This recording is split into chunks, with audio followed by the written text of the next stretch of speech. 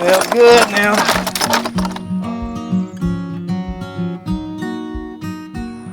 What's up, Lazy Dog fam? Hope all y'all are having an awesome day. It is Monday, April 15th here in South Georgia, and on today's video we're going to add some stinky, smelly fish to a few of these raised beds, talk about why you might want to do that, and then we're going to plant some stuff on top of those stinky, smelly fish. So here's the situation. I've got two of these round raised beds that need to be planted. We've already pulled all the carrots out of there, a few stragglers in there, but they're empty for the most part.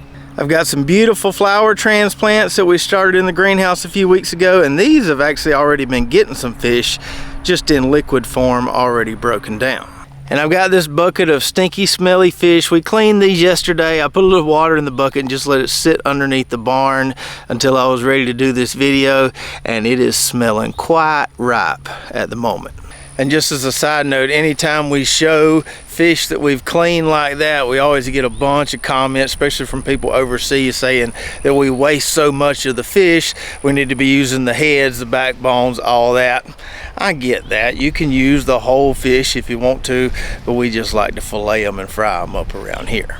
Now, before we add those stinky, smelly fish to those two raised beds, let's talk about some of the benefits of adding fish to your garden. A lot of people are familiar with using fish emulsion fertilizer like the IRRIGATION that we use a lot of, but in this case we're talking about just dumping raw fish in the garden.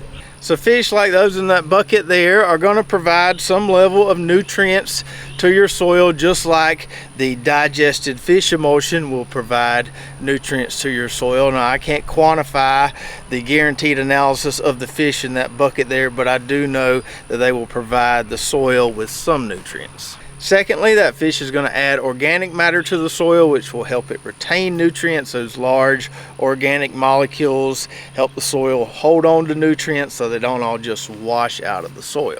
And then thirdly, and probably the biggest one in my opinion, it's going to feed that soil biology. Yes, we are getting some nutrients from the fish, but the main reason to add it, in my opinion, is to feed that soil biology. Feed all those microorganisms in the soil, feed those worms in the soil. It creates a really booming population of microorganisms in your soil, which is really good for it. So let me be clear here. No, I'm not telling you that you should stop using any type of fish emulsion fertilizer that you've been using and only add raw fish to your garden. What I am telling you is if you go catch a mess of fish, you clean a mess of fish, you got a bunch of scraps left over, might as well add them to your garden as opposed to going and throw them in the woods or throwing them in a ditch somewhere. Using the fish emulsion fertilizer like the IRRIGATION is obviously a lot easier than burying a bunch of fish carcasses in your garden, which takes a lot more effort. The IRRIGATION, we just mix it up in a jug or in our fertilizer injector and it's ready to go. It's already broken down. But with this fish, like we're going to do in a minute, we've got to bury this stuff, and it's going to take a lot longer for those nutrients to be accessible to plants because the soil biology has to break all that fish down. So raw fish isn't better than fish emulsion fertilizer. It isn't faster than fish emulsion fertilizer. It isn't easier to use than fish emulsion fertilizer. But if you've got some fish scraps, might as well add them to your garden. Feed that soil and feed those plants with it. So enough talking, let's get started here. If we're going to bury some fish in this raised bed, we first need to get our little spider drip tubing set up out of here. So I'm just gonna unscrew this right here. See if I can wiggle that off of there, just like that. That's why I like this setup, because it's really easy to remove. We'll chunk it over there, put it back in a minute. Might grab a few of these straggler carrots here. Those still look pretty tasty right there. Now, if you're going to add raw fish to your garden like we're about to do, the trick is to bury it relatively deep. Now, I don't have to worry about critters around here too much digging up the fish. When we buried it in the past, nothing really bothered it, but I think it's safe to put it down there a good bit. We don't want to put it right underneath this top layer of soil. So I'm going to use my little trenching shovel here and remove some of this dirt. That way we can bury this fish. Make us a nice little hole in here. And I just realized that little bucket I brought out here wasn't going to be near big enough, so we got the wheelbarrow so we can remove a significant amount of soil here. And I also realize I'm probably going to need a bigger shovel. It's going to take me a while with this little one right here. So let's go with the big boy. We can get a lot more dirt out of here at one time. Alright, so that's probably good enough there. Good enough for my liking. So we took about an entire wheelbarrow load of soil out of this bed, about half the soil out of the bed. You probably can't see it on the camera, but there's a ton of worms down in there, and they're about to really enjoy this buffet that we're about to serve them. So I'm going to try to do this without gagging. Like I said, this stinks really bad. I'm going to try to dump approximately half of these in this bed, save the other half for the other bed. There's about 25 1 to 2 pound bass in here. That pond behind the house is overcrowded. We've been trying to reduce the numbers. Just scatter them in here as best we can. Woo, it smells good now. Alright, that's probably pretty good. Save the rest for the other bed. Let's kind of spread these out a little bit here if we can. Oh, those worms about to be happy. Alright, so now we just need to add this dirt back here. Another benefit to doing this that I didn't mention is we basically have flipped the soil in here. So some of those nutrients way down deep, now that we've kind of flipped the soil a little bit, they should be available to these transplants that we're about to put in the ground. Alright, now we got our field back up. You wouldn't even know that fish was there if you hadn't seen me do it. Before we put our irrigation system back in place, I'm going to add a little coop grow here, as we always like to do.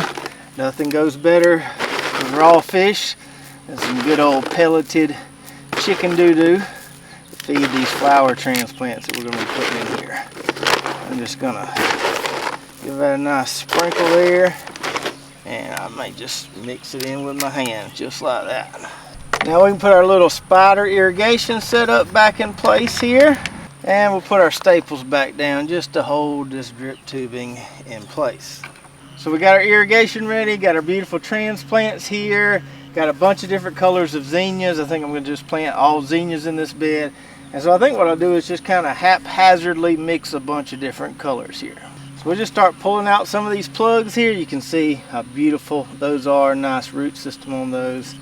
I'm just going to start chunking them down on the dirt, and then we'll end up sticking them all in the soil here in a minute.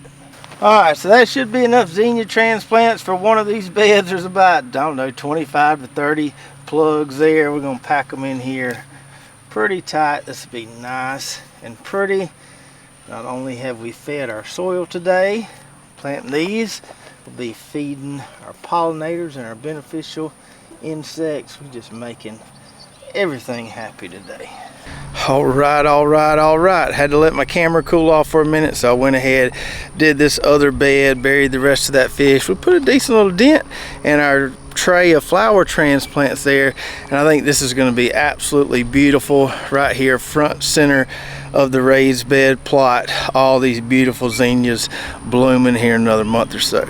Now, as we all know, you got to be careful what you read online. If you go researching adding raw fish to your garden online, you're going to find all different kinds of opinions out there.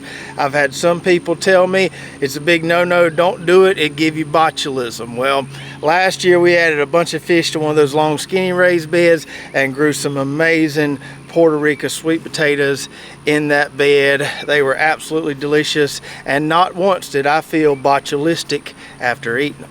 And then on the other side of the spectrum, you'll read or see people telling you that adding raw fish to your garden is just a cure-all for everything. It's going to fix all your garden problems. You're going to have bountiful harvest as a result. It's not going to fix everything. We also buried some fish in another raised bed last year, grew some sweet potatoes in there, and got a very poor harvest. There was some other things going on in that bed, so the fish weren't able to fix everything. So it's not a bad thing to add to your garden if you've got some fish carcasses laying around and you don't have to worry about critters digging them up, but it's not going to fix everything, and it may not even be able to provide all the fertility that your plants need depending on what you're growing on top of those fish. And for those of you who don't like the way us wasteful Americans clean our fish, hey, at least we're putting the rest of the fish to good use. We're feeding our soil, we're feeding these zinnias, which are going to in turn feed our pollinators and our beneficial insects. And I always get tickled when I see these reels on Instagram and Facebook of these guys overseas at these fish markets sitting on a bucket. They got them a big piece of wood like an old stump and a big old butcher knife, and they're cleaning fish, and they're just hacking these things to pieces. And I'm thinking, man, I need to take my electric knife over there and show these folks how to clean some fish. But anyways, hope you enjoyed the video today, and let me know in the comments below if you've ever added raw fish to your garden and maybe the results you saw from doing that. And if you want to see that sweet potato harvest from the bed where we added raw fish last year, you can see that on this video right here. So check that out, and we'll see you next time right here at Lazy Dog Farm.